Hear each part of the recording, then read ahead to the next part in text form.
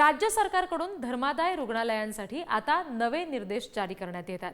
यापुढे अनामत रकमेअभावी उपचार नाकारू नयेत असं म्हटलं गेलेलं आहे। कोणत्याही आपत्कालीन परिस्थितीमध्ये रुग्णावर प्राधान्याने उपचार केले जावेत असं याच्यामध्ये म्हटलेलं आहे। शिवाय गर्भवतींवरील उपचाराचा आपत्कालीन परिस्थितीमध्ये समावेश केला जावा असं सुद्धा याच्यामध्ये म्हटलं गेलेलं आहे। अहवालातील शिफारशींच्या अनुषंगाने सरकारकडून 8 मार्गदर्शक सूचना जारी केलेल्या आहेत।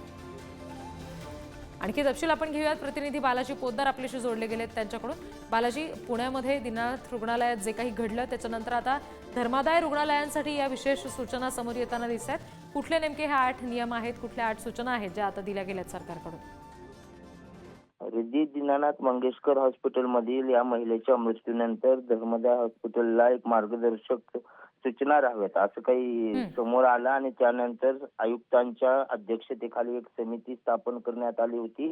या समितीने हे निष्कर्ष काढले की कुठल्या त्रुटी आहेत आणि कुठल्या त्रुटी पूर्ण करायला पाहिजे। त्यानुसार या 8 मार्गदर्शक सूचना राज्य सरकारने आज दिलेल्या आहेत। त्यामध्ये रुग्णालयात जमा होणारा जो निधी आहे तो शिल्लक नसल्याच्या कारणामुळे रुग्ण उपचारापासून वंचित राहू नये, अनामत रक्कम दिली नाही म्हणून रुग्णाला उपचार दिले जाऊ नये असं होऊ नये अशा प्रकारची सूचना देण्यात आलेली आहे। त्याचबरोबर IPF खात्यामध्ये जी अद्ययावत माहिती रुग्णालयाकडून घेऊन ती धर्मदाय आयुक्त यांच्या संकेतस्थळावर द्यायची आहे, कारण ते लोकांना माहिती व्हायला हवं।